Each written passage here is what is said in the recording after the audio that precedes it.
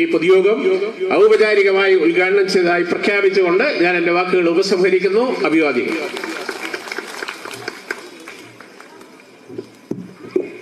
നമ്മളുടെ ക്ഷണം സ്വീകരിച്ച് കണ്ണൂരിൽ നിന്നും ഇവിടെ ഈ രാമകൃഷ്ണേട്ടൻ്റെ ചരമവാർഷിക ദിനത്തിൽ പ്രസംഗിക്കുന്നതിന് വേണ്ടി എത്തിയിട്ടുള്ള സുധീഷ് മുനിയെ ആദരപൂർവ്വം ക്ഷണിച്ചുകൊള്ളുന്നു.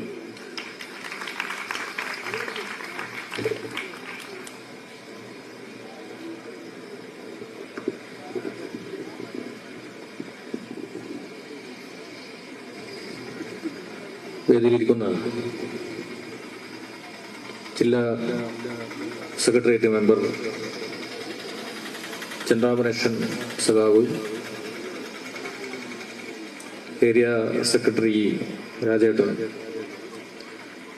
നിങ്ങളുടെയും എല്ലാവരുടെയും പ്രിയങ്കരനായി പഞ്ചായത്ത് പ്രസിഡന്റായി അവരോധിക്കപ്പെട്ട സഖാവ് ബാബുവേട്ടൻ, അതുപോലെ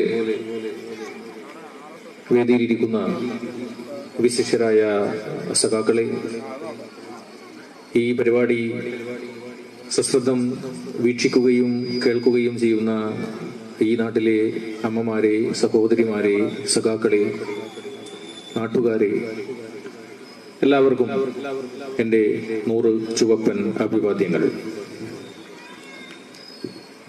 സഖാവ് രാമകൃഷ്ണേട്ടന്റെ അനുസ്മരണം ഈ സദസ്സ് കാണുമ്പോൾ തന്നെ നമുക്ക് വായിച്ചെടുക്കാവുന്നതാണ്. ഈ പ്രസ്ഥാനത്തിന്റെ ശ്വാസമായി, ഹൃദയമായി, ഈ നാട്ടിലെ വേദനകളിലൂടെയും ദുഃഖങ്ങളിലൂടെയും ദൈന്യത്തിലൂടെയും എല്ലാം നിർഭയം സധൈര്യം സഞ്ചരിച്ച ആ സഖാവിന്റെ ഓരോ ഓർമ്മപ്പെടുത്തലുകളും നമ്മുടെ പ്രസ്ഥാനത്തെ എത്രത്തോളം അതിന്റെ ഉയർച്ച ഉണ്ടാകുന്നു എന്നുള്ളത് നമുക്ക് കാണാവുന്ന ഒന്നാണ്. പക്ഷേ നമ്മുടെ ഇത്തരം പല സങ്കേതങ്ങളിലേക്കും ആരുമറിയാതെ ഈ നാടിനെ നശിപ്പിക്കാനുള്ള ചാവേറുകളായി RSS അതിന്റെ പ്രവർത്തകന്മാരെ പറഞ്ഞയക്കുന്ന ഒരു രീതി ഇന്ത്യയിൽ എല്ലായിടത്തും പോലെ കേരളത്തിലും നിലനിൽക്കുന്നുണ്ട്. ഈ അടുത്ത് മയ്യിൽ ഒരു പാർട്ടി ഗ്രാമത്തിൽ അവിടെ എല്ലാ സഖാക്കളും ദേശാഭിമാനി വായിക്കുന്ന സഖാക്കളാണ്. അവിടെ ബാലസംഘമുണ്ട്. DYFIയുടെയും SFIയുടെയും മറ്റ് വർഗ ബഹുജന പ്രസ്ഥാനത്തിന്റെയും എല്ലാം പ്രവർത്തനങ്ങളുള്ള ഒരു സ്ഥലമാണ് മയ്യിൽ. ആ പ്രദേശത്ത് 2-3 ചെറുപ്പക്കാർ രാത്രി ഒരു ബസ്സിൽ വന്നിറങ്ങി. ഒരു ബസ്സിലാണ് വന്നിറങ്ങിയത്. അപ്പൊ സ്വാഭാവികമായി നമ്മുടെ നാട്ടിലെ കണ്ണൂരൊക്കെ ഈ സംഘർഷം നടക്കുന്ന സ്ഥലമായതുകൊണ്ട് പുതിയ ആളുകളൊക്കെ വരുന്ന സമയത്ത് അവിടെയുള്ള ആളുകൾ ചോദിക്കും, നിങ്ങൾ എങ്ങോട്ടാണ് പോകുന്നത്, നിങ്ങളുടെ പേരെന്താണ്, നിങ്ങൾ എവിടെ നിന്ന് വരുന്നു എന്നൊക്കെ ചോദിക്കും. അപ്പൊ ഈ ബസ്സിൽ നിന്നിറങ്ങിയ ചെറുപ്പക്കാരോട് തൊട്ടടുത്ത കടയിൽ നിന്ന് തന്നെ ചോദ്യം വന്നു, എവിടേക്ക് പോകുന്നു, നിങ്ങൾ ഇതുവരെ ഇവിടെ കണ്ടിട്ടില്ലല്ലോ, എന്താണ് പരിപാടി? അപ്പൊ ഇവര് പല വ്യത്യസ്തമായ പേരുകളൊക്കെ പറഞ്ഞു. ഇവരുടെ സ്ഥലങ്ങൾ നുണയാണ് പറഞ്ഞത് എന്ന് മനസ്സിലായി. ഇവരുടെ പേരുകൾ നുണയാണ് പറഞ്ഞത് എന്ന് മനസ്സിലായി. അപ്പൊ അവിടെയുള്ള കുറച്ച് പാർട്ടി അനുഭാവികൾ ഇതെന്തെങ്കിലും ഇതിന് ദുരൂഹതയുണ്ടോ എന്ന് പരിശോധിക്കാൻ വേണ്ടി ഇവരെ ഒന്ന് വ്യക്തമായി മനസ്സിലാക്കാൻ വേണ്ടി, എന്തെങ്കിലും സാമൂഹ്യ വിരുദ്ധ പ്രവർത്തനങ്ങൾ നടത്താൻ വേണ്ടി വന്നവരാണോ എന്നറിയാൻ വേണ്ടി അവിടെയുള്ള പാർട്ടി അനുഭാവികൾ എല്ലാവരും വരുന്ന സമയത്ത് ഇവർ ഈ 3 ചെറുപ്പക്കാർ ഓടി.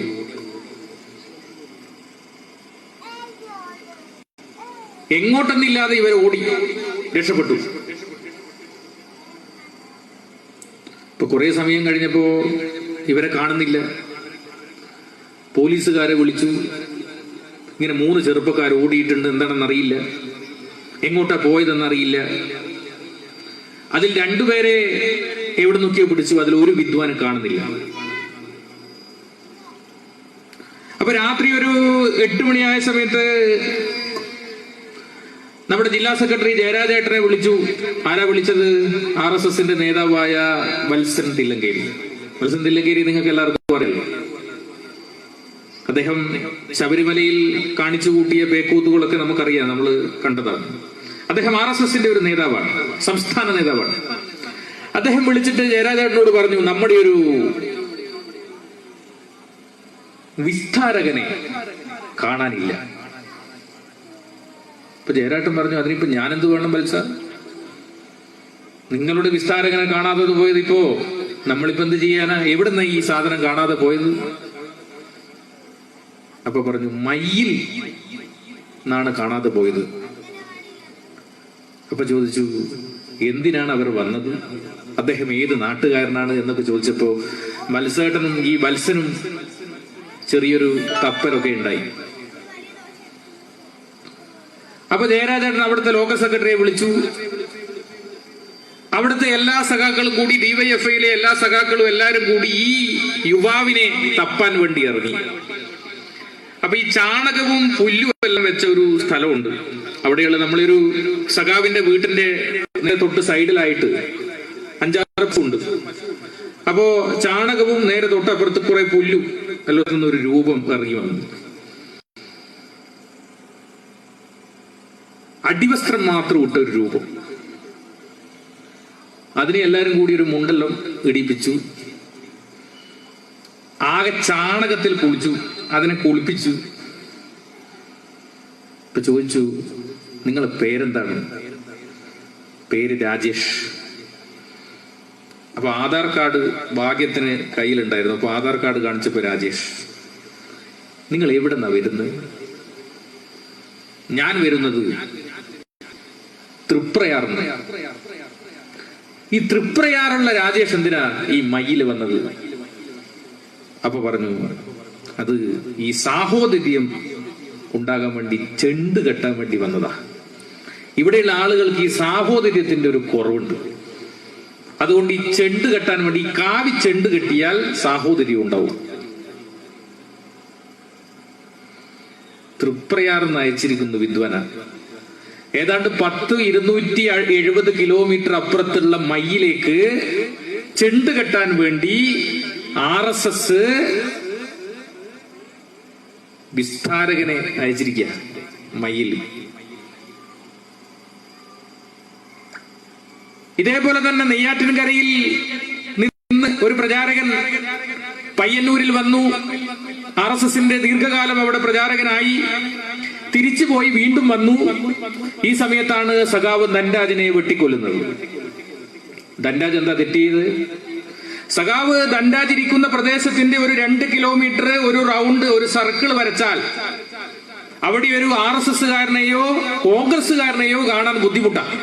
അങ്ങനെയുള്ള സുശക്തമായ പാർട്ടി മാത്രമുള്ള, പാർട്ടി ജീവശ്വാസമായി കൊണ്ടു നടക്കുന്ന ആ പ്രദേശത്തെ യുവാക്കളുടെ എല്ലാം ഒരു റോൾ മോഡലായ സഖാവ് ധൻരാജിനെ ഭാര്യയുടെ മുന്നിൽ വെച്ച്, അമ്മയുടെ മുന്നിൽ വെച്ച്, 2 കുട്ടികളുടെയും മുന്നിൽ വെച്ച് അതിദാരുണമായി വെട്ടിക്കൊലപ്പെടുത്തു.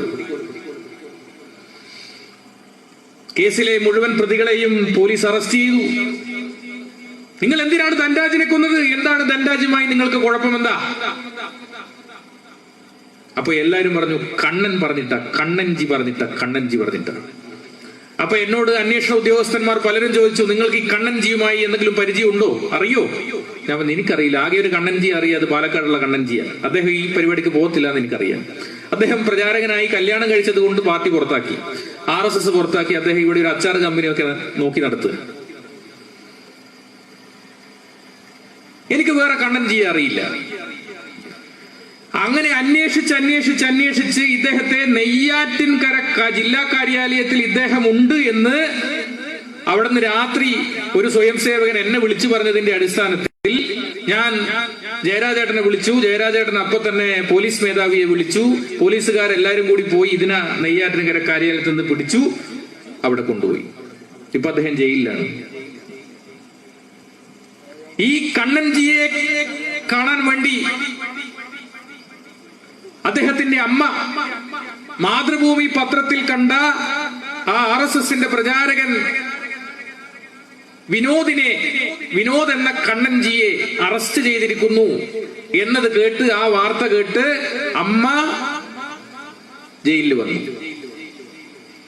ജയിലിൽ വന്നപ്പോ ആകെ പൊട്ടിക്കരഞ്ഞുകൊണ്ട് നിൽക്കുന്ന അമ്മയോട് ജയിൽ സൂപ്രണ്ട് ചോദിച്ചു, എന്താണ് ഇദ്ദേഹം ഇങ്ങനെയുള്ള ഈ കൊലപാതകമൊക്കെ ചെയ്യാൻ, ആസൂത്രണം ചെയ്യാൻ എന്താ കാരണം? എന്താ നിങ്ങൾക്ക് എന്തെങ്കിലും വിരോധം ഈ ധനരാജുവായിട്ടുണ്ടോ? ഈ കണ്ണനു ഈ എന്തെങ്കിലും ഒരു വ്യക്തിപരമായ വിരോധം അങ്ങനെ എന്തെങ്കിലും ഉണ്ടോ? അമ്മ പറഞ്ഞു, അറിയത്തില്ല. ഒരു സാധാരണ ഒരു കോൺഗ്രസ് കുടുംബമാണ് അവരുടെ കുടുംബം. ഇവർ അഷ്ടമി രോഹിണിക്ക് ജനിച്ചതുകൊണ്ട് ഈ കുട്ടിയെ കണ്ണൻ എന്ന് പേരിട്ടു. വിനോദൻ എന്ന് വിളിച്ചു. പക്ഷെ എല്ലാവരും വീട്ടിൽ ഒരു അങ്ങനെ ഒരു പേരുണ്ടാവുമല്ലോ, മാളു, അമ്മു എന്നൊക്കെ പറയുന്ന പോലെ.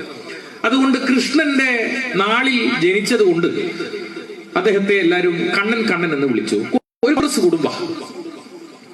അപ്പൊ അവിടെ ഈ അഷ്ടമി രോഹിണിക്ക് ഘോഷയാത്ര നടക്കുന്ന സമയത്ത് സ്വയം സേവകന്മാർ ഈ വീട്ടിൽ പോയി. അപ്പൊ വീട്ടിൽ പോയി എന്തോ ഒരു ബാലഗോകുലത്തിന്റെ പിരിവിന് വേണ്ടി പോയപ്പോ പറഞ്ഞു, ഇതാ നമ്മുടെ കുട്ടി അഷ്ടമി രോഹിണിയിലാണ് ജനിച്ചത്, കണ്ണൻ എന്നാണ് വിളിക്കുന്നത് എന്നൊക്കെ പറഞ്ഞപ്പോ ഇവര് ഈ മുതിർന്ന ബാലഗോകുലത്തിന്റെ ആളുകൾ പറഞ്ഞു, ഒരു കാര്യം ചെയ്യും, നമ്മുടെ ശോഭായാത്രയിൽ ശ്രീകൃഷ്ണനായി വേഷമിട്ടോളൂ, കുഴപ്പമൊന്നുമില്ല. അങ്ങനെ തുടങ്ങിയ ബന്ധമാണ്. ശോഭായാത്രയിൽ ശ്രീകൃഷ്ണനായി വേഷമിട്ട് വളരെ ഭക്തി നിർഭരതയോടുകൂടി ആ കുടുംബം ആ കാഴ്ച കണ്ടു. എല്ലാ വർഷവും ഇദ്ദേഹത്തെ ഈ കുട്ടിയെ കണ്ണനാക്കും, ആലിലിയുടെ മുകളിൽ കയറ്റും, ടേബിൾ ഓയിൽ ഇരുത്തും. ആ ബന്ധം പതുക്കെ ശാഖയിലേക്ക് വഴിമാറി. ഈ അമ്മ അറിയാതെ, അച്ഛൻ അറിയാതെ ശാഖയുടെ എല്ലാ പരിശീലനങ്ങളും കഴിഞ്ഞു. 7 ദിവസത്തെ പരിശീലനത്തിന് പോകാൻ വേണ്ടി അമ്മ ചോദിച്ചു, നീ എവിടാണ് പോകുന്നത് എന്ന് ചോദിച്ചപ്പോ പറഞ്ഞു, ഇവിടെ ഒരു രാമരാജ്യമാക്കാൻ വേണ്ടിയിട്ടുള്ള ട്രെയിനിങ് ആണ്, ഇവിടെ ഒരു രാമരാജ്യം ആക്കണം. അമ്മയോട് പറഞ്ഞതാ. ITC കഴിഞ്ഞു, 1 മാസത്തെ OTC കഴിഞ്ഞു, അത് ഫസ്റ്റ് ഇയർ കഴിഞ്ഞു, സെക്കൻഡ് ഇയർ കഴിഞ്ഞു, തേർഡ് ഇയർ നാഗപ്പൂരിൽ നിന്ന് കഴിഞ്ഞു. എല്ലാം കഴിഞ്ഞപ്പോ ഒറ്റ മകൻ, അച്ഛനും അമ്മയ്ക്കും ഒറ്റ മകനാ. ആ മകൻ വീട്ടിൽ നിന്ന് അവസാനമായി പറഞ്ഞു, ഞാൻ പോവുകയാണ്. അപ്പൊ ചോദിച്ചു, എങ്ങോട്ടാണ് പോകുന്നത്? ഞാൻ സന്യാസത്തിലേക്ക് പോവുകയാണ്. ഏത് ആശ്രമത്തിലാണ് എന്ന് ചോദിച്ചപ്പോ പറഞ്ഞു, ആശ്രമമല്ല,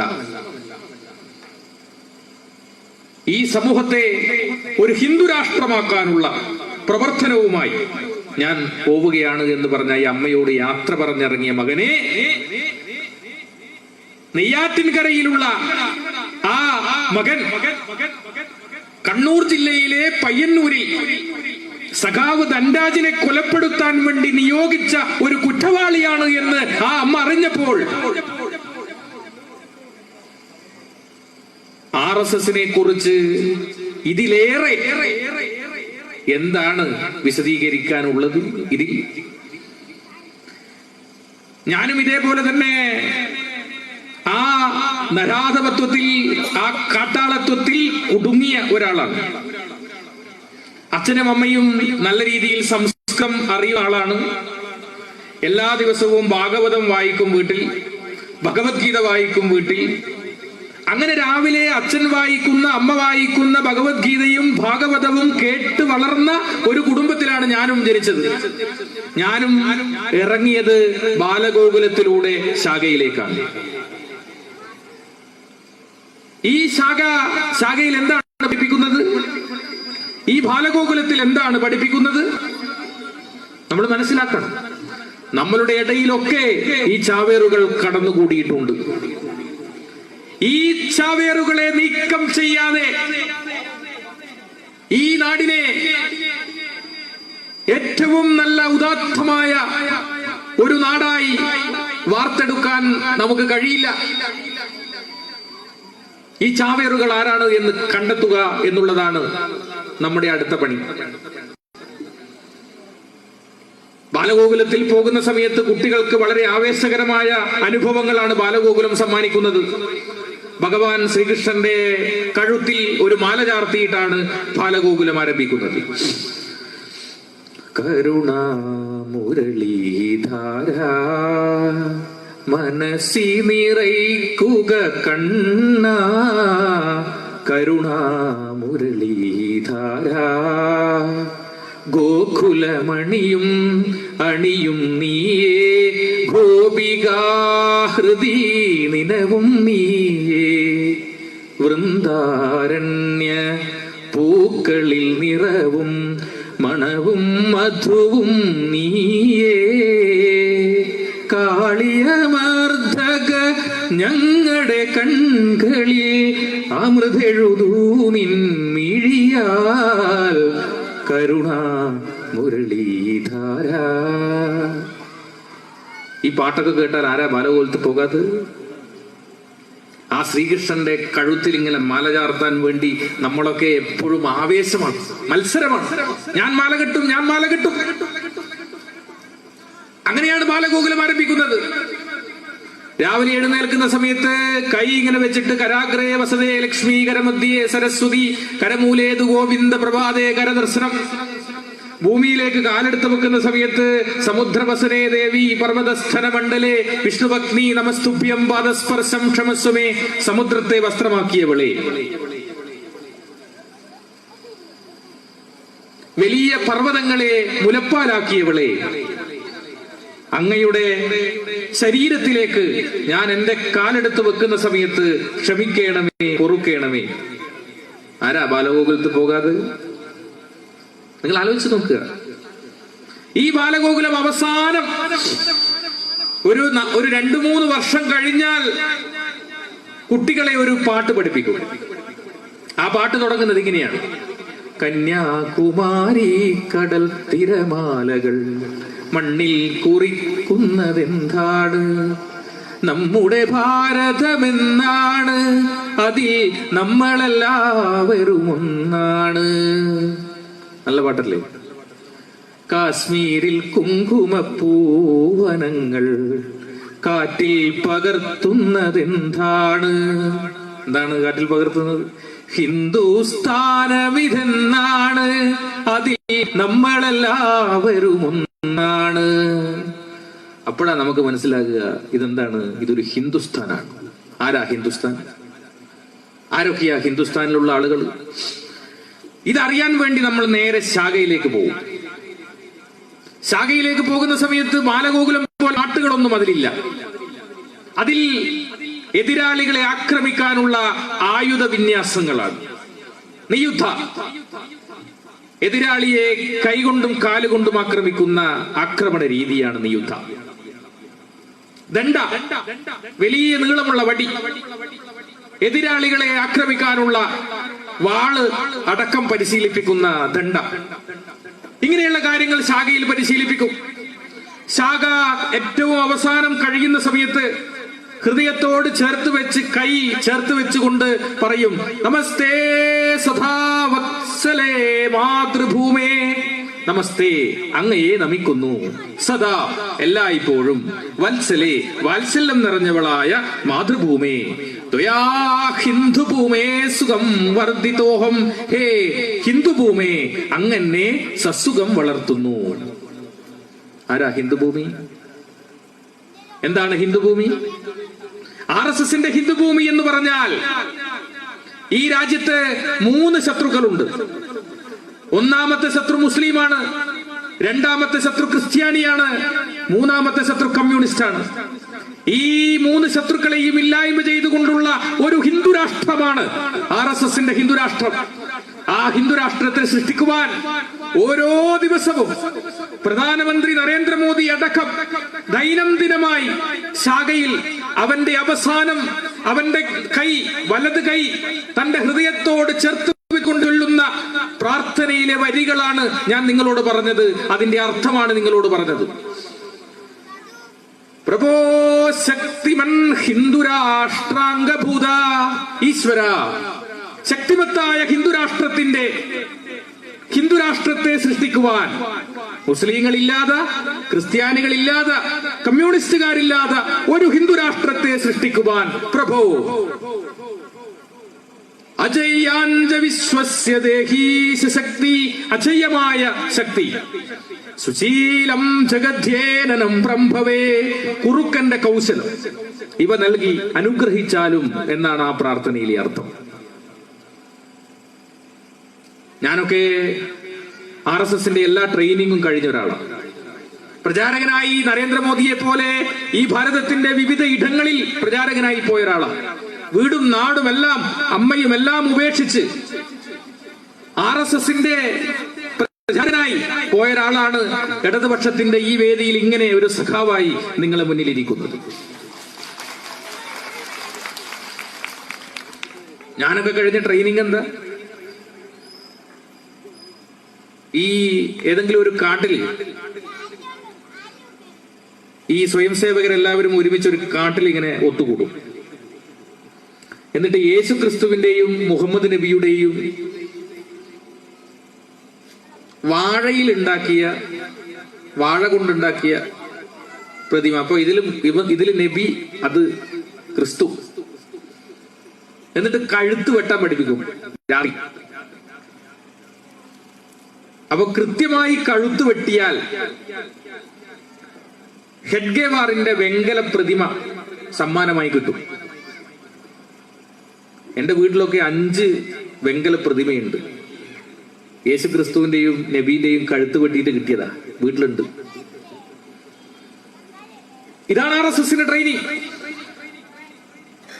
യേശു ക്രിസ്തുവിന്റെയും മുഹമ്മദ് നബിയുടെയും കഴുത്ത് വെട്ടി ട്രെയിനിങ് നടത്തുന്ന ഒരു ശാഖയിലെ ഒരു സ്വയം സേവകനാണ് ഞാനെങ്കിൽ, അതേപോലെ എത്ര വെട്ടലുകൾ നടത്തി എത്രയോ വെങ്കല പ്രതിമ സമ്മാനമായി കിട്ടിയ ഒരാളായിരിക്കില്ലേ ഇന്ന് ഈ രാജ്യം ഭരിക്കുന്ന പ്രധാനമന്ത്രിയായ നരേന്ദ്രമോദി എന്ന് നിങ്ങൾ ചിന്തിക്കണം. ഇതൊരു അപകടമാണ്. ഈ അപകടത്തെ ഈ രാജ്യത്തിൽ നിന്ന് ഉന്മൂലനം ചെയ്യാൻ ഇടതുപക്ഷത്തിനല്ലാതെ മറ്റൊരാൾക്കും സാധ്യമല്ല. അതുകൊണ്ടാണ് RSSന് പിണറായി എന്നൊക്കെ പറയുമ്പോ മുട്ട് പറക്കുന്നത്. കാരണം എന്താ, RSSന് അറിയാം, RSS എഴുതിയ പുസ്തകങ്ങളിലും RSSന്റെ എല്ലാ പ്രസംഗങ്ങളിലും RSSന്റെ ഒന്നാമത്തെ ശത്രു കമ്മ്യൂണിസ്റ്റ് പാർട്ടി ആയതിന്റെ പ്രധാന കാരണം ഈ പാർട്ടി എങ്ങനെയാണ് RSSനെ പ്രതിരോധിക്കുന്നത്. കണ്ണൂർ ജില്ലയിൽ സമാധാന ചർച്ച വെച്ചു. അന്നത്തെ ജില്ലാ കലക്ടർ RSSന്റെ പ്രചാരകൻ ഇരിക്കുന്നു, RSSന്റെ സൈദ്ധാന്തികന്മാർ ഇരിക്കുന്നു, CPIMന്റെ സഖാബ് P ജയരാജേട്ടൻ അടക്കം, ഗോവിന്ദൻ മാഷ് അടക്കമുള്ള ആളുകള് ആ സമാധാന ചർച്ചയിൽ പങ്കെടുക്കുന്ന സമയത്ത് കലക്ടർ പറഞ്ഞു, ഒരു വിട്ടുവീഴ്ചക്ക് തയ്യാറാവണം. സഖാവ് P ജയരാജൻ എഴുന്നേറ്റ് നിന്ന് പറഞ്ഞു, ഞങ്ങളുടെ ഒരുപാട് സഖാക്കൾ ഈ ഇരിക്കുന്നവരാൽ കൊല്ലപ്പെട്ടിട്ടുണ്ട്. ഞാനും അങ്ങനെയുള്ള ഒരാളായിരുന്നു. അതുകൊണ്ട് മിസ്റ്റർ കലക്ടർ, RSSന്റെ മുന്നിൽ ഞങ്ങൾക്കൊരു വിട്ടുവീഴ്ചയുമില്ല. RSSന്റെ മുന്നിൽ ഞങ്ങൾ പിറകോട്ടില്ല. ഈ നാടിനെ രക്ഷിക്കാൻ ഞങ്ങളുണ്ട്, ഞങ്ങളുണ്ടാകും. RSSന്റെ മുന്നിൽ ഒരു വിട്ടുവീഴ്ചക്കും ഞങ്ങൾ തയ്യാറല്ല. ആ ആർജവമുള്ളത് കൊണ്ടാണ് എത്രയോ വർഷക്കാലം പ്രചാരകനായി ഞാൻ ഒരു കോൺഗ്രസ് പാർട്ടിയിലായിരുന്നു പോയതെങ്കിൽ എന്റെ ചിതാഭസ്മം മാത്രമേ കാണാൻ സാധിക്കുമായിരുന്നുള്ളൂ. ഈ പ്രസ്ഥാനം ഉള്ളത് കൊണ്ടാണ്, കണ്ണിലെ കൃഷ്ണമണി പോലെ കാത്തു സൂക്ഷിച്ചത് കൊണ്ടാണ് ഇതാ നിങ്ങളെ മുന്നിൽ ഇങ്ങനെ സധൈര്യം നിർഭയം ഇങ്ങനെ നിൽക്കുന്നത്. കല്യാണം കഴിച്ചു, ഭീഷണിക്ക് മാറ്റമില്ല. കല്യാണം കഴിച്ചപ്പോ അവര് വിചാരിച്ചു ഇവൻ നന്നായി പോയി, ഇവൻ പ്രസംഗം അവസാനിപ്പിക്കും. കല്യാണം കഴിച്ചപ്പോഴാ പരിപാടി കൂടുതലും.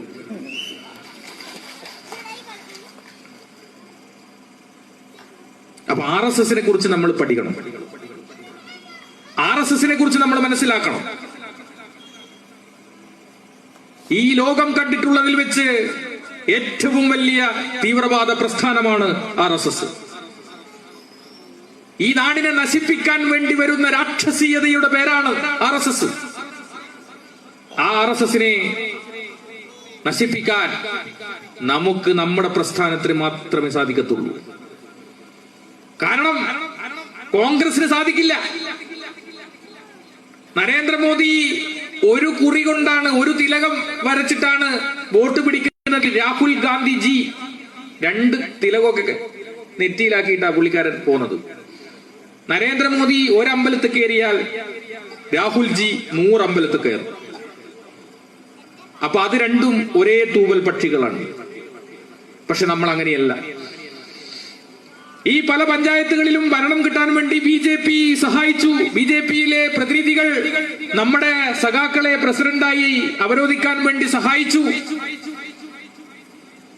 പ്രസിഡന്റായി നിന്നില്ല. അവർ പറഞ്ഞു നിങ്ങളുടെ വോട്ട് ഞങ്ങൾക്ക് വേണ്ട എന്ന് പറഞ്ഞ് രാജിവെച്ച് പുറത്തിറങ്ങി.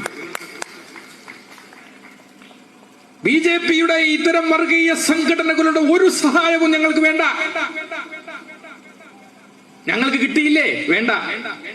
പക്ഷെ ജനങ്ങൾ മനസ്സിലാക്കി, ഞങ്ങൾ തിരിച്ചു വരും. കാരണം ഈ നാടിന്റെ ജീവശ്വാസമാണ്, ജീവവായുവാണ് ഈ പ്രസ്ഥാനമെന്ന് എല്ലാവർക്കും അറിയാം. അപ്പൊ RSSനെ കുറിച്ചുള്ള പഠനം ഒരു സാധാരണ പഠനമല്ല.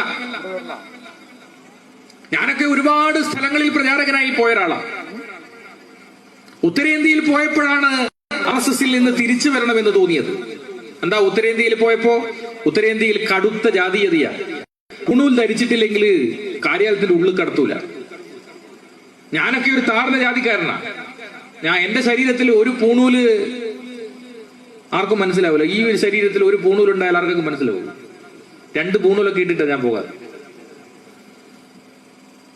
താഴ്ന്ന ജാതിക്കാരെ ഒരു തരത്തിലും സ്വീകരിക്കാതെ വരേണ്യവർഗങ്ങളെ മാത്രം സ്വീകരിക്കുന്ന ഒരു പ്രസ്ഥാനമാണ് RSS. എത്രയെത്ര അനാചാരങ്ങൾ ഉത്തരേന്ത്യയിൽ നടക്കുന്നത് നേരിട്ട് കണ്ടൊരാളാണ് ഞാൻ. ഗുജറൽ കലാപം രാജസ്ഥാനിൽ നടക്കുക. അന്ന് ഞാൻ രാജസ്ഥാനിലുണ്ട്. ജയ്പൂരിലെ RSSന്റെ സംസ്ഥാന കാര്യാലയത്തിൽ ആണ് ഞാൻ താമസിക്കുന്നത്. എന്താ ഗുജറൽ എന്ന് പറഞ്ഞാൽ എന്താ? രാജസ്ഥാനിലെ ഏറ്റവും താഴ്ന്ന ജാതിക്കാരാണ് ഗുജറൽ. ഈ ഗുജറൽക്ക് ഒരു പ്രത്യേകത ഉണ്ട്. എന്താണെന്നറിയോ? ഈ ഗുജറൽ എന്ന് പറഞ്ഞാൽ അർത്ഥം സവർണന്റെ തെറ്റ് ഏറ്റെടുക്കുന്നവൻ എന്നാണ് ഈ ഗുജറൽ എന്ന് പറഞ്ഞാൽ അതിന്റെ അർത്ഥം. അതായത് ഒരു നമ്പൂതിരി ഏതെങ്കിലും ഒരു പെൺകുട്ടിയെ പീഡിപ്പിച്ചാൽ, ഏതെങ്കിലും ഒരു കൊലപാതകം നടത്തിയാൽ ഈ ഗുജറൽ വിഭാഗത്തിലെ ആളുകൾ വന്നിട്ട് പറയും ഞാനാണ് അത് ചെയ്തത് എന്ന് പറഞ്ഞ് നമ്പൂതിരിയെ ഇവിടെ കേസ് ഇദ്ദേഹം അങ്ങ് ഏറ്റെടുക്കും. അങ്ങനെയുള്ളൊരു വിഭാഗമാണ് ഗുജറൽ. ഈ ഗുജറൽ കലാപം നടക്കുന്ന സമയത്ത് അവർക്ക് നീതി കിട്ടണം, അവർക്ക് അവകാശങ്ങൾ ഉണ്ടാവണം എന്ന് പറഞ്ഞവർ തെരുവിൽ സമരം ചെയ്യുന്ന സമയത്ത് അവിടെയുള്ള പാവപ്പെട്ട 15 വയസ്സിൽ താഴെയുള്ള പെൺകുട്ടികളെ അടക്കം കൊണ്ടുവന്ന് ജയ്പൂരിലെ കാര്യാലയത്തിൽ വെച്ച് RSSന്റെ പ്രചാരകന്മാർ പീഡിപ്പിക്കുന്ന കാഴ്ച നേരിട്ട് കണ്ടൊരാളാണ് ഞാൻ. ഗംഗ ഉത്ഭവിക്കുന്ന ഒരു സ്ഥലമുണ്ട്, ദേവപ്രയാഗ്. ദേവപ്രയാഗിന്റെ അടുത്ത് RSSന്റെ ഒരു കാര്യാലയമുണ്ട്. കടുത്ത മഞ്ഞുവീഴ്ച നേരിടുന്ന ഒരു സ്ഥലമാണ് ഈ പ്രദേശം. മൈനഗിരിയാണ്. കോട്ടിന്റെ മോള് കോട്ടിട്ടാലും തണുപ്പ് ഏതിന്റെയൊക്കെ ഉള്ളിലൂടെ വന്ന് നമ്മുടെ ശരീരത്തിൽ വരും. ഒരു ദിവസം രാവിലെ ഞങ്ങള് പ്രഭാത വന്ദനമൊക്കെ കഴിഞ്ഞ് ഇങ്ങനെ നിൽക്കുന്ന സമയത്ത് കോട മഞ്ഞാണ്, ഒന്നും കാണില്ല. ഒരമ്മ ഒരു കുഞ്ഞുമായി ഇങ്ങനെ വരികയാണ്. കുഞ്ഞാണെന്നൊന്നും തിരിയുന്നില്ല. കാര്യാലയത്തിൽ വന്നു. പ്രചാരകനോട് എന്തോ ഭാഷയിൽ സംസാരിച്ചു. അവരുടെ ഒരു ഭാഷയാണ്. പ്രചാരകൻ തിരിച്ചെന്തൊക്കെയോ പറഞ്ഞു. എനിക്കും മനസ്സിലായില്ല, ആർക്കും മനസ്സിലായില്ല. അപ്പൊ ഞാൻ ചോദിച്ചു, ഇതെന്താണ് ഈ അമ്മ രാവിലെ ഈ കുട്ടിയുമായി ഈ കാര്യാലയത്തിൽ വരാനുള്ള കാരണം എന്താണ്? അപ്പൊ പറഞ്ഞു, ഈ നാട്ടിലൊരു ആചാരമുണ്ട്. ഈ നാട്ടിൽ ഏറ്റവും താഴ്ന്ന ജാതിക്കാർക്ക് പെൺകുട്ടികൾ ഉണ്ടായാൽ ആ പെൺകുട്ടിയെ 3 മാസം പ്രായമാകുന്നതിന് മുമ്പേ ഗംഗയിൽ മുക്കണം. ഗംഗയിൽ മുക്കി ശുദ്ധി വരുത്തണം. ഈ 3 മാസം പ്രായമുള്ള കുട്ടികളെ ഗംഗയിൽ മുക്കിയ, ഗംഗ എന്ന് പറഞ്ഞാൽ -ഡിഗ്രിയാ. നമ്മൾ ഐസ് കഴിക്കൂലേ, അതിനേക്കാളും തണുപ്പാ. ഈ ഗംഗയിൽ മുക്കിയാൽ പല കുട്ടികളും ശ്വാസം മുട്ടി മരിക്കും. ഈ തണുപ്പ് അസഹ്യമായി മരിക്കും. വളരെ കുറച്ച് കുട്ടികൾ മാത്രമേ രക്ഷപ്പെടൂ, 1%. ഈ അമ്മയുടെ 3 കുട്ടികളും ഇതേപോലെ ഈ ഗംഗയിൽ മുക്കി, ഈ ആചാരത്തിൽ നിന്ന് ഗംഗയിൽ മുക്കി മരിച്ചു. അവസാനം ഒരു കുട്ടി ഉണ്ടായി. ഈ കുട്ടിയെ ആചാരത്തിൽ നിന്ന് ഒഴിവാക്കുക എന്ന് പറയാൻ വേണ്ടിയിട്ടാണ് ഈ അമ്മ ഈ കാര്യാലയത്തിൽ വന്നത്. അപ്പൊ പ്രചാരകൻ പറഞ്ഞു, ആചാരയെ അനുഷ്ഠയേ ഭവ. ആചാരം അനുഷ്ഠിക്കാനുള്ളതാണ്. ഈ ആചാരം നിങ്ങൾ എന്തായാലും ചെയ്യണം. ഈ കുട്ടിയെ എടുത്ത് കുട്ടി ഇങ്ങനെ ചിരിക്കുകയൊക്കെ ചെയ്യുന്നുണ്ട്. ഞങ്ങൾ ഗംഗയുടെ തീരത്തേക്ക് നടന്നു. ഈ അമ്മ ഇങ്ങനെ പൊട്ടിക്കരയുന്നു. വേദമന്ത്രങ്ങൾ ഉച്ചരിച്ചുകൊണ്ട് ഗംഗയുടെ തീരത്ത് നടന്നു. ഈ കുട്ടിയെ അതിന്റെ ആ പുതപ്പുകളെല്ലാം, ആ കമ്പിളിയെല്ലാം അഴിച്ചു മാറ്റി. അതിങ്ങനെ തണുത്ത് പറക്കുകയാണ്. ആ കുട്ടിയെ ഓം ഭൂർഭുവസ്വഃ തത്സവിതുർവരേണ്യം ഭർഗോ ദേവസ്യ ധീമഹി ധിയോ യോ ന പ്രചോദയാഃ എന്ന് പറഞ്ഞ് വേദമന്ത്രം ഉച്ചരിച്ചുകൊണ്ട് അതിന്റെ ആ കാലെടുത്തിട്ട് ആകാശത്തേക്ക് ഉയർത്തി അതിന്റെ തലയെടുത്ത് ഗംഗയിലും ഇങ്ങനെ മുക്കി അത് പുറത്തേക്ക് എടുത്ത സമയത്ത് ആ ജീവനുള്ള ചലനമുള്ള ആ ശരീരം ചലനമറ്റ് കിടക്കുന്നു. ആ കുഞ്ഞ് മരിച്ചു കിടക്കുന്നു. ആ അമ്മയുടെ വിലാപം നേരിൽ കണ്ട ഒരാളാണ് ഞാൻ. ഈ കാഴ്ചയിൽ നിന്നാണ്, ആ ദുരിതഭൂമിയിൽ നിന്ന്, ആ രാക്ഷസീയതയിൽ നിന്ന്, ആ നരകസാകേതത്തിൽ നിന്ന് ഇറങ്ങി അതിനെ നശിപ്പിച്ച് പിന്മടക്കമുള്ളൂ എന്ന് പറഞ്ഞുകൊണ്ട് യഥാർത്ഥ പ്രസ്ഥാനമായ, മാനവികതയുടെ പ്രസ്ഥാനമായ ഇടതുപക്ഷത്തിലേക്ക് സധൈര്യം കടന്നു വന്ന ഒരാളാണ് നിങ്ങളുടെ മുന്നിലിരിക്കുന്നത്. അങ്ങനെ എത്ര അസാധാരണമായ അതിക്രൂരമായ അനുഭവങ്ങൾ കണ്ടും കേട്ടും അറിഞ്ഞും 25 വർഷക്കാലം ആ പ്രസ്ഥാനത്തിൽ പ്രവർത്തിച്ച ഒരാളാണ് ഞാൻ. അതാണ് RSS. ദാബോൽക്കറെ കൊന്നു, ഗോവിന്ദ പൻസാരിയെ കൊന്നു, അങ്ങനെ എത്ര ആളുകളെ കൊന്നു. ദാബോൽക്കറെ കൊന്നത് എന്തിനാ? ഗോവിന്ദ പൻസാരിയെ കൊന്നത് എന്തിനാ? രാമനെ കുറിച്ച് സംസാരിച്ചത് കൊണ്ടാണ് കൊന്നതെന്നാണ് പറഞ്ഞത്. ഇപ്പം കണ്ടില്ല അയോധ്യ വിധി എങ്ങനെയാ? നിങ്ങൾക്കറിയാലോ, ഞാൻ പറയണ്ടല്ലോ. എന്താണ് ഹിന്ദുവെന്ന് ഈ നാട്ടിലെ RSSകാർക്ക് ബോധ്യമുണ്ടോ? നിങ്ങൾക്ക് ബോധ്യമുണ്ടോ? എന്താണ് ഹിന്ദു എന്ന് നിങ്ങൾക്കറിയോ? നിങ്ങൾ വേദമന്ത്രം വായിച്ചിട്ടുണ്ടോ? നിങ്ങൾ ഉപനിഷത്ത് വായിച്ചിട്ടുണ്ടോ? നിങ്ങൾ രാമായണം വായിച്ചിട്ടുണ്ടോ? നിങ്ങൾ വായിച്ചിരുന്നെങ്കിൽ നിങ്ങൾ ആരെയും കൊല്ലില്ലായിരുന്നു. രാമായണത്തിൽ രാവണനെ നിഗ്രഹിച്ച് വിഭീഷണന്, രാവണന്റെ അനുജനായ വിഭീഷണന് ആ രാജ്യം വിട്ടുകൊടുത്തു രാമന് ഭരിക്കായിരുന്നില്ലേ? രാമനോട് ലക്ഷ്മണൻ, ജ്യേഷ്ഠ, ഇത്രയും മനോഹരമായ സ്വർണത്താൽ നിറഞ്ഞ, സമൃദ്ധിയിൽ നിറഞ്ഞ ഈ ലങ്ക ഇങ്ങനെ ഇട്ടേച്ചു പോവുകയാണോ? ചേട്ടന് ഭരിച്ചൂടെ എന്ന് ചോദിച്ചപ്പോ അദ്ദേഹം പറഞ്ഞു, ഇത് ഇന്ത്യയുടെ പാരമ്പര്യമല്ല, ഇത് ഭാരതത്തിന്റെ പാരമ്പര്യമല്ല. നേരെ രാവണന്റെ അനുജനായ വിഭീഷണന് ആ രാജ്യം വിട്ടുകൊടുത്ത് വിജയശ്രീലാളിതനായി തിരിച്ചു വരുന്ന രാമനെ അവിടത്തെ ജനാരവങ്ങൾ കൂടി ഒരു സ്വീകരണം കൊടുത്തു. അദ്ദേഹത്തെ അയോധ്യയുടെ രാജാവായി പട്ടാഭിഷേകം ചെയ്ത് വസിഷ്ഠനടക്കമുള്ള, വിശ്വാമിത്രനടക്കമുള്ള, വാൽമീകി അടക്കമുള്ള എല്ലാ സന്യാസിവര്യന്മാരും ആചാര്യന്മാരും നിറഞ്ഞു നിൽക്കുന്ന ആ സദസ്സിൽ, രാമ രാമ രാമമന്ത്രം മുഖരിതമായ ആ സദസ്സിലേക്ക് ഒരു വന്ധ്യവയോധികൻ കടന്നു വന്നു. ആ വന്ധ്യവയോധികൻ ഉച്ചത്തിൽ ആക്രോശിച്ചുകൊണ്ട് പറഞ്ഞു, നിർത്തൂ ഈ രാമമന്ത്രം. എല്ലാവരും അക്ഷമയോടുകൂടി നിശബ്ദനായി ആ പ്രായമുള്ള ആളെ എന്താണ് പറയുന്നത് എന്ന് കേൾക്കാൻ വേണ്ടി ഇങ്ങനെ കാതോർത്തു നിന്നു. ഹനുമാൻ അടക്കമുള്ള വിശ്വസ്തരായ സൈന്യങ്ങൾ അവിടെയുണ്ട്, എല്ലാമുണ്ട്. അമ്പുണ്ട്, ഗദയുണ്ട്, ഒരു വാലിൽ ചുഴറ്റി എറിയാൻ തക്ക കഴിവുള്ള വാനര ശ്രേഷ്ഠന്മാരുണ്ട്. എല്ലാവരും നിറഞ്ഞു നിൽക്കുന്ന ആ സദസ്സിലാണ് ഈ വന്ധ്യവയോധികൻ പറഞ്ഞത്, നിർത്തൂ ഈ രാമമന്ത്രം. അദ്ദേഹം രാമനിരിക്കുന്ന സിംഹാസനത്തിന്റെ അടുത്തെത്തി. രാമനെ ഇങ്ങനെ കൈ ചൂണ്ടിക്കാണിച്ചുകൊണ്ട് പറഞ്ഞു, ഇതാ നിങ്ങൾ ദൈവമല്ല, നിങ്ങൾ വെറും ഒരു മനുഷ്യനാണ് എന്ന് പറഞ്ഞു. രാമൻ ഒരു നിമിഷം ആലോചിച്ചില്ല.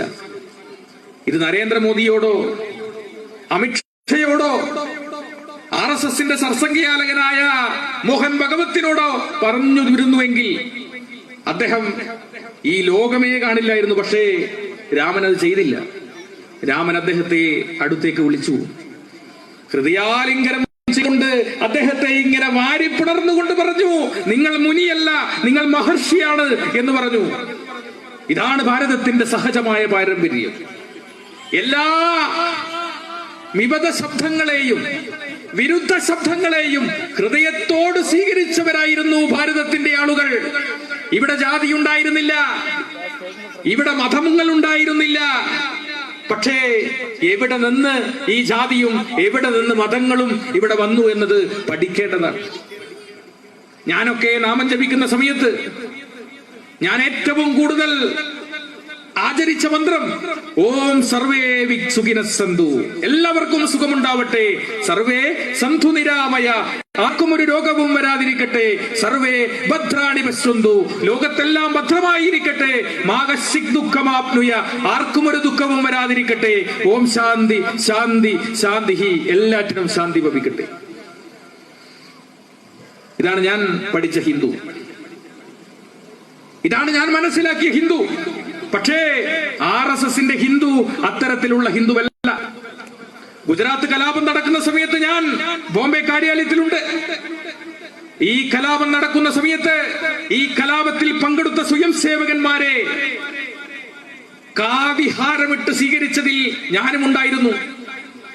എല്ലാ സ്വയം സേവകരെയും ഞാനടക്കമുള്ള ആളുകൾ കാവിഹാരമിട്ട് ആനയിച്ച് അവരെ ബോംബെയിലെ അന്തേരിയിലുള്ള കാര്യാലയത്തിൽ അവരെ ഇങ്ങനെ ഇരുത്തി പ്രതിഷ്ഠിച്ചു. അവർക്ക് ഭക്ഷണം കൊടുത്തു, അവർക്ക് വിശ്രമിക്കാനുള്ള സ്ഥലം കൊടുത്തു. അവർ പറഞ്ഞ അനുഭവങ്ങളുണ്ട്. 7 പേരടങ്ങുന്ന സ്വയം സേവകന്മാർ ഗുജറാത്തിലെ പോർബന്തറിനടുത്തുള്ള ഒരു വീട്ടിൽ വന്നു. വെള്ളം കുടിക്കാൻ വേണ്ടി വന്നതാ. ഈ കലാപം ഇങ്ങനെ നടക്കുക. ഗണപതിയുടെ സ്റ്റിക്കർ പതിച്ച ഒരു വീട്. അപ്പോ ഹിന്ദുവിന്റെ വീടാണ് എന്ന് വിചാരിച്ച് വന്നു. വാതിൽ മുട്ടി. വാതിൽ തുറന്നു വന്നത് ഒരു പൂർണ്ണ ഗർഭിണിയായ ഉമ്മ. കാരണം അവിടെ വീട് വാടക മാറി താമസിക്കുക. അവര് ഈ ഗണപതിന്റെ ഫോട്ടോ ഒന്നും എടുത്തു മാറ്റിയില്ല. ഒരു പൂർണ്ണ ഗർഭിണിയായ ഉമ്മ വെള്ളം വേണമെന്ന് പറഞ്ഞു. ഈ ഉമ്മ നടക്കാനാവുന്നില്ല. പതുക്കെ കാലുകൾ എടുത്തു വെച്ച് അടുക്കളയിൽ പോയി ഒരു വലിയൊരു പ്ലേറ്റിൽ 7 ഗ്ലാസ് വെള്ളമായി തിരിച്ചിറങ്ങിയപ്പോ ഇവർക്ക് നാഗപ്പൂന്നൊരു ഫോൺ കോൾ. എന്താ ഫോൺ കോള്? സ്ത്രീകളെയും കുട്ടികളെയും കണ്ടാൽ വെറുതെ വിടാൻ പാടില്ല. ഈ വെള്ളം കൊടുത്ത ആ ഉമ്മയെ ഇവർ ഒരു കസേരയിൽ കെട്ടിയിട്ടു. എന്നിട്ട് കൊണ്ടുവന്ന ത്രിശൂലമെടുത്ത് ആ ഉമ്മയുടെ നിറവയറ്റിലേക്ക് ഇങ്ങനെ കുത്തി ഇറക്കി ഒരു തിരിച്ച് പുറത്തേക്ക് എടുത്തു. രക്തം പൊട്ടിയൊലിച്ച് തൽക്ഷണം ആ ഉമ്മ അവിടെ മരിച്ചു വീണു. എന്താ ഉമ്മ ചെയ്ത തെറ്റ്? ഒരു ഇസ്ലാമായി പോയി. ആ ത്രിശൂലത്തിന്റെ മുൻപിൽ ആ ഉമ്മയ്ക്ക് ജനിക്കാൻ പോകുന്ന കുട്ടിയുടെ ഭ്രൂണമുണ്ടായിരുന്നു. എന്താ ആ കുട്ടി ചെയ്ത തെറ്റ്? ഒരു ഇസ്ലാമായി പോയി. മറ്റൊരു വീട്ടിൽ കടന്നു ചെന്നപ്പോ ഒരു 4 കുട്ടികളും ചുറ്റും കളിക്കുന്നു. ഉമ്മ ഇങ്ങനെ അടിച്ചു വരുന്നു, വൃത്തിയാക്കും. ഓം കാളിയും വന്ദേ മാതരവും പാലക്കാട് നഗരസഭയിൽ എഴുതി വെച്ച ജയ് ശ്രീരാമും ആലപിച്ചുകൊണ്ട് സ്വയം സേവകന്മാർ അവിടെ കടന്നു വന്നു. കുട്ടികൾ ഭയന്നോടി അകത്ത് കട്ടിലടിയിൽ പോയി ഒളിച്ചു. ഉമ്മയുടെ തലമുടി വലിച്ചെടുത്ത് റൂമിൽ കൊണ്ടുപോയി പൂട്ടിയിട്ടു. ിൽ കിടക്കുന്ന 4 കുട്ടികളെയും കഴുത്തിന് പിടിച്ച് പുറത്തേക്ക് എടുത്തു. അതിലൊരു കുട്ടി മാത്രം നിലവിളിക്കുന്നില്ല, പൊട്ടിക്കരയുന്നില്ല. എന്താ കാരണം? ആ കുട്ടി ജന്മനാ സംസാരിക്കാൻ ശേഷിയില്ലാത്ത കുട്ടിയാ. നിങ്ങൾ ആലോചിച്ച് നോക്കണം. ഭഗവത്ഗീതയിൽ പറയുന്നു, മുഖം കരോതി വാചാലം പങ്കും ലംഘയതേം ഗിരി യത്കൃപാത്തമഹം വന്ദേ പരമാനന്ദമാധവം. ഒരു ഊമയെ എത്രത്തോളം മായി കാണപ്പെട്ട ഒരു സംസ്കാരമാണ് ഭാരതത്തിന്റെ സംസ്കാരം. അങ്ങനെയുള്ള സംസ്കാരത്തിൽ ഊറ്റം കൊള്ളുന്നവരാണ് സ്വയം സേവകന്മാർ എന്ന് ധരിക്കേ ആ സംസാരിക്കാൻ ശേഷിയില്ലാത്ത കുട്ടിയെ അടക്കം ഇവരെടുത്ത് വീടിന്റെ സെപ്റ്റിക് ടാങ്ക് കമ്പിപ്പാര കൊണ്ട് കുത്തി തുറന്ന് ആ 4 കുട്ടികളെയും ആ സെപ്റ്റിക് ടാങ്കിൽ ഇട്ട് മൂടി. ശ്വാസം മുട്ടിയിട്ടില്ലേ ആ കുട്ടികൾ മരിച്ചിട്ടുണ്ടാകുക? എന്താ കുട്ടികൾ ചെയ്ത തെറ്റ്? ഇസ്ലാമായി പോയി. നിങ്ങൾ ആലോചിച്ച് നോക്കുക. അമ്മയെ 7 പേരും മാറി മാറി ബലാത്സംഗം ചെയ്ത ശേഷം കൊണ്ടുവന്ന പെട്രോൾ എടുത്ത് തലയിലൂടെ ഒഴിച്ചിട്ട് പറഞ്ഞു, ഇനി ഒരു കുട്ടിക്ക് ജന്മം നൽകാൻ നിങ്ങൾക്ക് സാധിക്കാതെ പോവട്ടെ എന്ന് പറഞ്ഞ് ആ ഉമ്മയെ അവിടെ പച്ചക്ക് കത്തിച്ചു ഇവര്. അങ്ങനെ നിരാലംബരായ 3000-ലധികം അമ്മമാരെയും സഹോദരിമാരെയും ചെറിയ കുട്ടികളെയും അഗ്നിക്കിരയാക്കി ഗുജറാത്തിൽ ഈ നരേന്ദ്ര ദാമോദർ ദാസ് മോദിയുടെ ആളുകൾ, സ്വയം സേവകന്മാർ. ഗുജറാത്ത് കലാപം 1928 മുതൽ RSS ഈ രാജ്യത്ത് നടത്തിയ കലാപങ്ങളിൽ ലക്ഷക്കണക്കിന് മുസ്ലിം സഹോദരന്മാർ, ഉമ്മമാർ, കുട്ടികൾ, ക്രൈസ്തവ സഹോദരന്മാർ,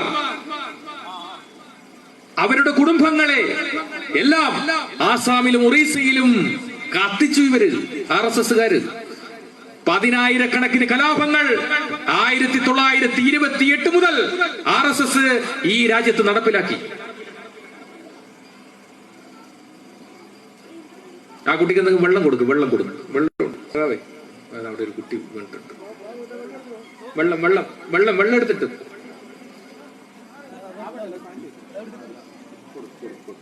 എല്ലാരും പോലെ ശ്വാസം കൊടുക്കുക. അതിന് ശ്വാസം കൊടുക്കും. വിട്ട് നിൽക്ക്. ആ കുട്ടി അവിടെ ഇരുത്ത്.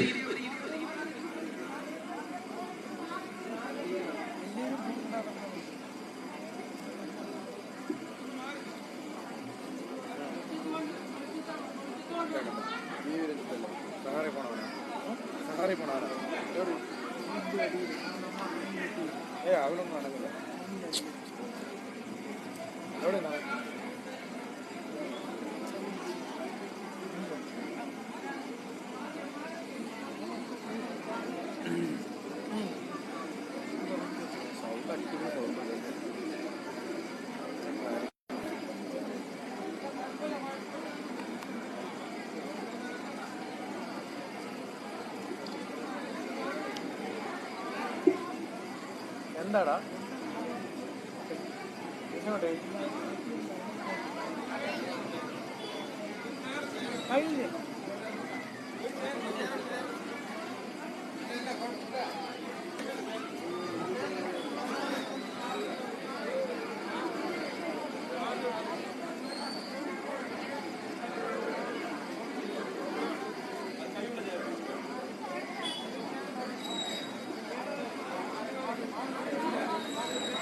ഹലോ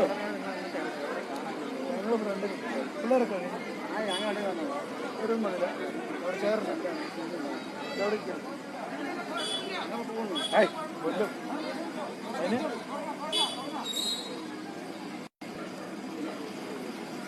അപ്പോ പല കണ്ണൂർ ജില്ലയിലും പല പാലക്കാട് അടക്കം ഒരുപാട് സ്ഥലങ്ങളിൽ RSSനെ പ്രതിരോധിച്ചുകൊണ്ട് നമ്മുടെ പല സഖാക്കളും രക്തസാക്ഷികളായിട്ടുണ്ട്. 1 ഇഞ്ച് വിട്ടുകൊടുക്കാതെ RSSനെതിരായി പോരാടുന്ന ഈ ഇന്ത്യയിലെ ഏക സംഘടനയാണ് CPIM. എന്താ കാരണം? ഈ രാജ്യത്തെ ബഹുസ്വരതയെ നശിപ്പിക്കുവാൻ, ഈ രാജ്യത്തെ നാനാത്വത്തിൽ ഏകത്വത്തെ ഇല്ലാതാക്കാൻ, ഈ രാജ്യത്തെ ഒരു ഏകശിലാരൂപത്തിൽ തളച്ചിടാൻ വേണ്ടി അഹോരാത്രം പരിശ്രമിക്കുന്ന പതിനായിരക്കണക്കിനല്ല ലക്ഷക്കണക്കിന് മോദി സഖാവ് ഇവിടെ ജീവിച്ചിരിക്കുന്നിടത്തോളം കാലം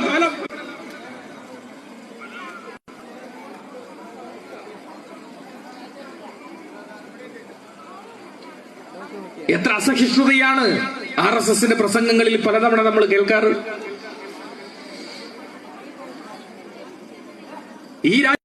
ഈ രാജ്യത്തെ വെട്ടിമുറിക്കുവാൻ കാത്തു നിൽക്കുന്നവരാണ്, അതിനുവേണ്ടി പരിശ്രമിക്കുന്നവരാണ് RSS. ഇവിടെ കർഷക സമരം കൊടുമ്പിരി കൊള്ളുന്നു. നിങ്ങൾക്കറിയാം, ഈ ലോക്ക്ഡൌൺ സമയത്ത് നമുക്ക് ആർക്കും ജോലിയില്ല. ഇപ്പൊ എന്താ ജോലിയുണ്ടോ? നമ്മൾ ഒരു വക എല്ലാവരും പട്ടിണിയില്ല. പക്ഷേ ഇടുക്കിയിലെയും അതുപോലെ വയനാട്ടിലെയൊക്കെ പ്രദേശങ്ങളിൽ ലോക്ക്ഡൌൺ ബാധിച്ചില്ല. എന്താ കാരണം? അവരെല്ലാവരും കൃഷിയിൽ ജീവിക്കുന്നവരാണ്, കൃഷിപ്പണിയെടുത്ത് ജീവിക്കുന്നവരാണ്. അപ്പോ ഇന്ത്യയിലെ കോർപ്പറേറ്റുകൾ ചിന്തിച്ചു, ഏറ്റവും നല്ല ബിസിനസ് എന്താ? കൃഷിപ്പണിയാണ്. ഈ ലോകത്തെ തന്നെ ഏറ്റവും വലിയ നഷ്ടമില്ലാത്ത ബിസിനസ് കൃഷിയാണ് എന്ന് കോർപ്പറേറ്റുകൾ മനസ്സിലാക്കി. നമ്മുടെ പാവക്ക, നമ്മുടെ അച്ചിങ്ങ, പയറ്, നേന്ത്രക്കായ, വെള്ളരിക്ക, തക്കാളി, ഉള്ളി, ഇവയെല്ലാം കോർപ്പറേറ്റുകൾക്ക് വേണ്ടി അടിയറ വയ്ക്കുന്ന ആ കർഷക നിയമത്തെ അറബിക്കടലിൽ എറിയാൻ വേണ്ടിയിട്ടാണ് ലക്ഷക്കണക്കിന് കർഷകന്മാർ ഡൽഹിയിലെ തണുപ്പിനെ തൃണവൽക്കരിച്ചുകൊണ്ട് ഈ നിയമം വലിച്ചെറിഞ്ഞിട്ടല്ലാതെ ഞങ്ങളാരും വീട്ടിലേക്ക് തിരിച്ചു പോകില്ല എന്ന് പറഞ്ഞ് ലക്ഷക്കണക്കിന് കർഷകന്മാർ ഡൽഹിയിൽ സമരം ചെയ്യുന്നു. നരേന്ദ്രമോദി പറഞ്ഞു, ഈ സമരത്തിന്റെ പിന്നിൽ ഇടതുപക്ഷമാണ്, ഈ കർഷക സമരത്തിന്റെ പിന്നിൽ ഇടതുപക്ഷമാണ് എന്ന് പറഞ്ഞു. സഖാവ് സീതാറാം യെച്ചൂരി പത്രസമ്മേളനം നടത്തിയിട്ട് പറഞ്ഞു, മിസ്റ്റർ മോദി, നിങ്ങൾക്ക് തെറ്റുപറ്റി. ഈ സമരത്തിന്റെ പിന്നിലല്ല, ഈ സമരത്തിന്റെ മുന്നിലാണ് ഞങ്ങൾ നിൽക്കുന്നത് എന്ന് നമ്മുടെ സഖാവ് യെച്ചൂരി പറഞ്ഞില്ലേ? ഈ രാജ്യത്തെ കർഷകന്മാരുടെ സ്വപ്നങ്ങളും കർഷകന്മാരുടെ പ്രതീക്ഷകളുമെല്ലാം കോർപ്പറേറ്റുകൾക്ക് അടിയറ വയ്ക്കുന്നമായ കാഴ്ചപ്പാടിനെതിരെ ഇന്നും ഡൽഹിയിൽ സമരം ചെയ്യുന്നു നമ്മുടെ കർഷകന്മാർ. എല്ലാം കോർപ്പറേറ്റുകൾക്ക് അടിയറ വയ്ക്കുന്നവനായി ഇന്ത്യയുടെ പ്രധാനമന്ത്രിയും BJPയും RSSും മാറിക്കഴിഞ്ഞു. കേരളത്തിൽ അതുണ്ടായില്ല. പഞ്ചായത്ത് തെരഞ്ഞെടുപ്പിൽ കുറെ കോൺഗ്രസ്സുകാർ വോട്ട് കൊടുത്തു BJPക്കാർക്ക്. നമ്മുടെ ജയരാജൻ ഒരു കഥ പറയും. ഈ കുറുക്കൻ ഈ കാട്ടില് ഭക്ഷണമൊന്നും ഇല്ലാതിരിക്കുമ്പോൾ നാട്ടിൽ വരും. എന്നിട്ട് ഈ നായ്ക്കളുമായി സമ്പർക്കം കൂടും. അപ്പോ ഈ നായ്ക്കളുമായി സമ്പർക്കം കൂടുമ്പോ അന്നേരം ഒരു സാധനം ഉണ്ടാവും.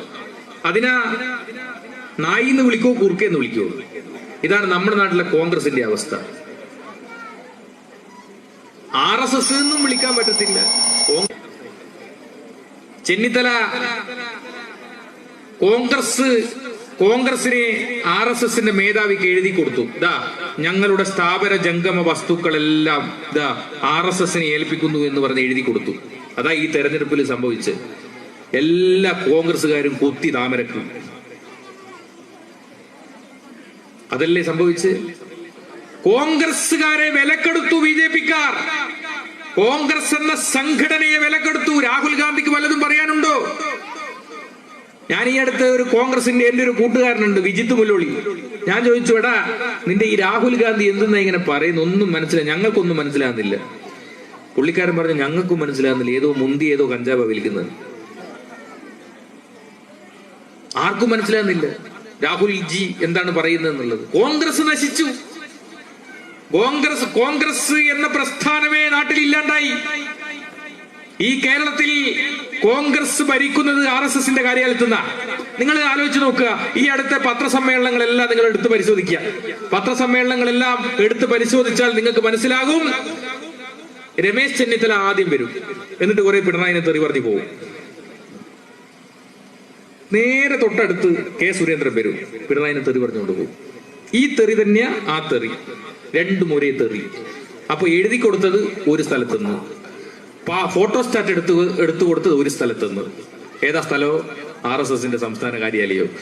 അവിടുന്ന് ഫോട്ടോസ്റ്റാറ്റ് എടുത്തിട്ടാ ചെന്നിത്തല വന്നിട്ട് വായിക്കുക. ഇതേ ഫോട്ടോസ്റ്റാറ്റാ സുരേന്ദ്രൻ വായിക്കുക. നിങ്ങൾ ശ്രദ്ധിച്ചാൽ മതി, ഒരേ കടലാസ്, ഒരേ പേപ്പർ, ഒരേ വലിപ്പം. അങ്ങനെ ഒരു അവസ്ഥയിലേക്ക്, ഹീനമായ അവസ്ഥയിലേക്ക്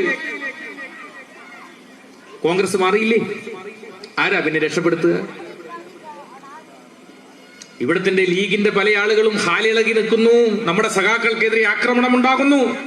ഈ അടുത്ത് ഒരു ലീഗിന്റെ ഒരു പ്രധാനപ്പെട്ട ഒരു നേതാവിന്റെ മകളുടെ പിറന്നാളിന് ക്ഷണിച്ചു പോയി. നമ്മളൊരു സുഹൃത്താ. അപ്പൊ ഞാൻ ചോദിച്ചു, നിങ്ങൾക്ക് എന്താ ഇടതുപക്ഷത്തോട് ഇത്ര ദേഷ്യം? ഓ, ഞങ്ങൾക്ക് ദേഷ്യ.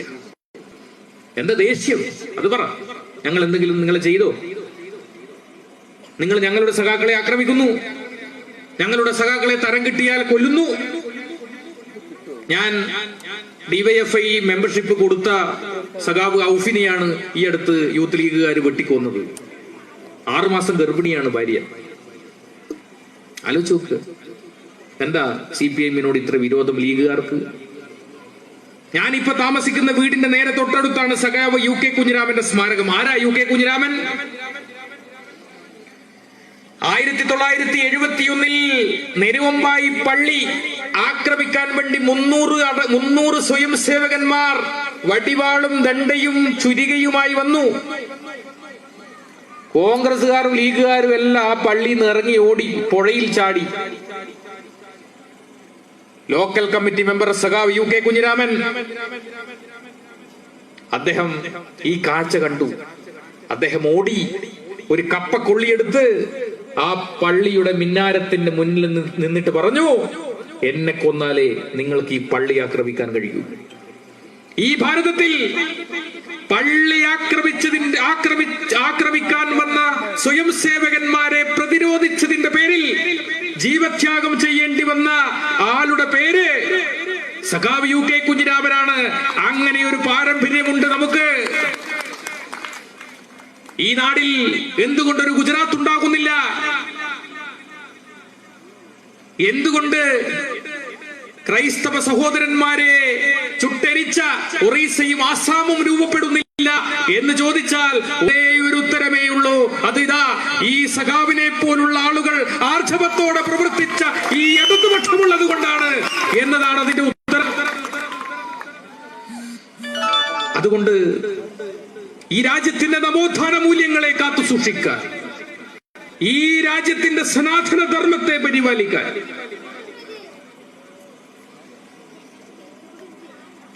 സ്ത്രീകൾക്ക് എത്ര നാര്യസ്ഥ പൂജ്യന്തേ തത്ര ദേവസ്തു രമ്യത. എവിടെ സ്ത്രീകൾ പൂജിക്കപ്പെടുന്നുവോ അവിടെ ദേവതമാർ കളിയാടുന്നു എന്നാണ് ഭാരതീയ സംസ്കാരം. നിങ്ങൾ ആലോചിച്ച് നോക്കുക, ഈ പഞ്ചായത്ത് തെരഞ്ഞെടുപ്പിലും ബ്ലോക്ക് പഞ്ചായത്തിലും നമ്മുടെ സഹോദരിമാർ, ഇവിടെ ഇരിക്കുന്ന സഹോദരിമാരടക്കമുള്ള ആളുകൾ പഞ്ചായത്ത് പ്രസിഡന്റായി ബ്ലോക്ക് പഞ്ചായത്തിന്റെ ഭരണ സാന്നിധ്യം ഏറ്റെടുത്തു, ജില്ലാ പഞ്ചായത്തിന്റെ ഭരണ സാന്നിധ്യം ഏറ്റെടുക്കുന്നു, കോർപ്പറേഷന്റെ ഭരണ സാന്നിധ്യം ഏറ്റെടുക്കുന്നു. ഈ കാഴ്ച കോൺഗ്രസിന് കാണാൻ കഴിയോ? BJPക്ക് കാണാൻ കഴിയോ? മനസ്സിലാക്കണം, നമ്മൾ സ്ത്രീയെ അത്രത്തോളം ബഹുമാനിക്കപ്പെട്ട ഒരു പാരമ്പര്യത്തിൽ വിശ്വസിക്കുന്ന നമ്മള് ആ സ്ത്രീകൾക്ക് എത്രത്തോളം പ്രാധാന്യം ഈ തെരഞ്ഞെടുപ്പുകളിൽ കൊടുത്തു ഞങ്ങൾ ഇടതുപക്ഷം എന്ന് മനസ്സിലാകും. മഹാഭാരത യുദ്ധം ആരംഭിച്ചത് എങ്ങനാ? മഹാഭാരത യുദ്ധം ആരംഭിച്ചത് 3 തവണ ഭഗവാൻ ശ്രീകൃഷ്ണൻ കൗരവ സഭയിൽ പോയി കൗരവ രാജാവായ ദുര്യോധനന്റെ കാലിൽ വീണു. എന്നിട്ട് പറഞ്ഞു, നിങ്ങൾ ഇതാ ഒരു ഇത്തിരി സ്ഥലമെങ്കിലും പാണ്ഡവർക്ക് കൊടുക്കൂ, അവര് ജീവിക്കട്ടെ. 5 പേരില്ലേ, ഒരു പെൺകുട്ടിയില്ലേ, ഭാര്യയില്ലേ, അവര് ജീവിക്കട്ടെ. കൊടുക്കത്തില്ല, ആട്ടി ഇറക്കി കൃഷ്ണ. 4ാമത്തെ തവണ ഭഗവാൻ ശ്രീകൃഷ്ണൻ കൗരവ സഭയിൽ ദുര്യോധനന്റെ കാല് പിടിക്കാൻ വേണ്ടി പോകുന്ന സമയത്ത് പാഞ്ചാലി കൃഷ്ണന്റെ കൈ പിടിച്ച് പറഞ്ഞു, യാചിക്കാൻ വേണ്ടി ഇനി പോകരുത്, എന്റെ വസ്ത്രം, പാണ്ഡവന്മാരുടെ ഭാര്യയായ എന്റെ വസ്ത്രം, ഒരു സ്ത്രീയുടെ വസ്ത്രം ഉരിഞ്ഞ ദുശാസനൻ ഇരിക്കുന്ന ആ സഭയിലേക്ക് നിങ്ങൾ യാചിച്ചു കൊണ്ടുപോകരുത്. ഒരു രാജാവിന്റെ മകളാണ് ഞാൻ. പാഞ്ചാല രാജ്യത്തെ ദ്രുപദ പുത്രിയാണ്.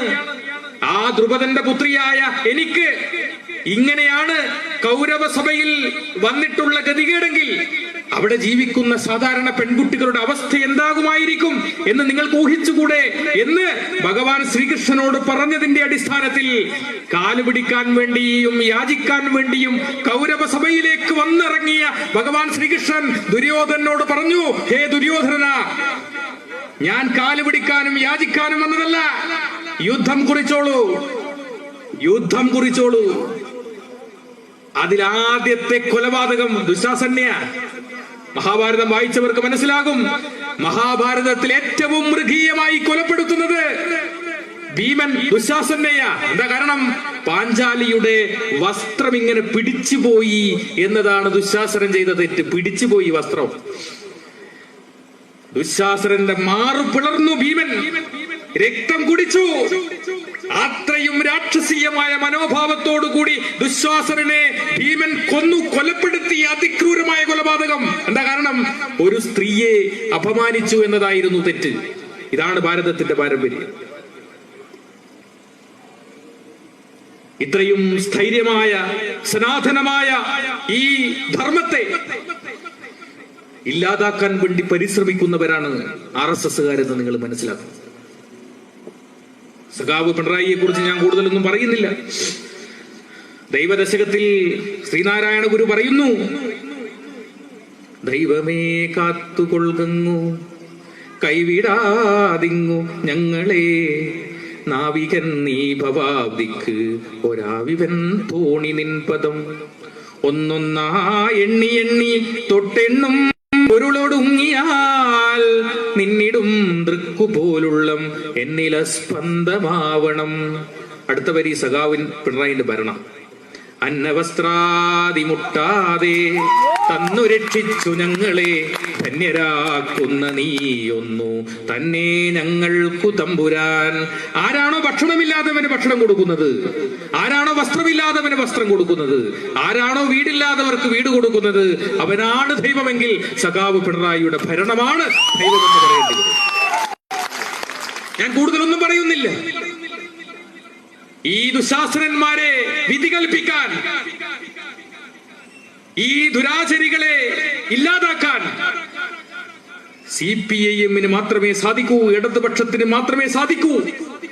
സഖാവ് രാമകൃഷ്ണനെ പോലുള്ള ആളുകൾ ഈ പ്രസ്ഥാനത്തിന് വേണ്ടി ജീവിച്ച പാതയിലൂടെ സധൈര്യം നിർഭയത്തോടുകൂടി ഈ നാടിന്റെ ശൈഥില്യങ്ങളെ, ഈ നാടിന്റെ ചവേറുകളെ ഇല്ലാതാക്കിക്കൊണ്ട് ഇവിടെ ഒരു ചുവന്ന സൂര്യൻ വീണ്ടും വീണ്ടും ഉദിച്ചുയരട്ടെ എന്ന് മാത്രം പറഞ്ഞുകൊണ്ട് ഞാൻ എന്റെ വാക്കുകൾ നിർത്തുന്നു.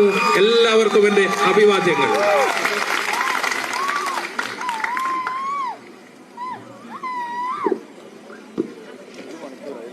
ഇവിടെ ആദരിക്കലും അനുമോദന ചടങ്ങുമാണ് നടക്കുന്നത്.